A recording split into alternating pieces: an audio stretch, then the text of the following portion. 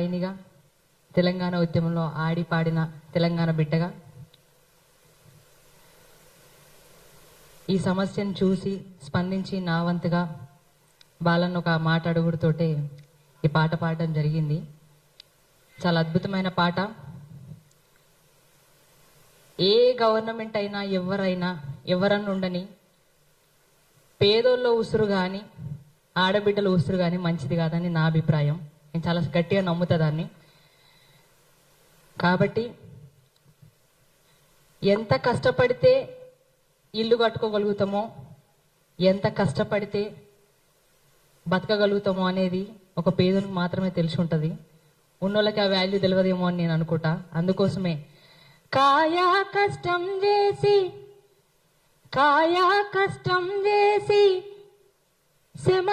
సెమటాగార్సి ఇటుక వేసి ఇల్లు కట్టుకున్నాము.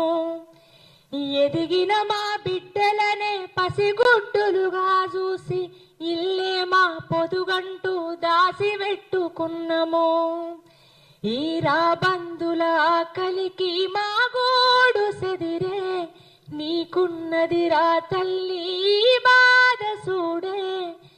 చివరిసారి ఇల్లును చూసుకుంటమే, ఇంత ఇషమన్నా ఇయ్యుర్రి చచ్చిపోతమే. ప్రతి ఒక్క బిడ్డ ఆడ పలికిన మాటలు ఇవి.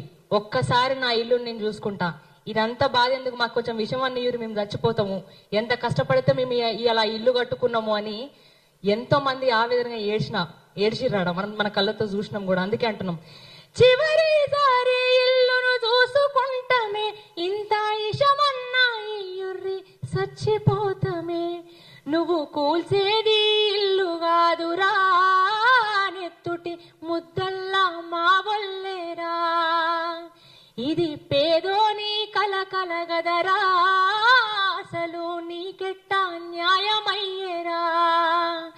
ఇది పేదోని కలగదరా, అసలు నీకెట్టా న్యాయమయ్యేరా.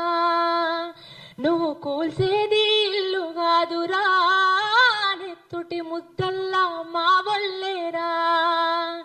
ఇది పేదోని కలగదరా, అసలు నీకెట్లా న్యాయమయ్యే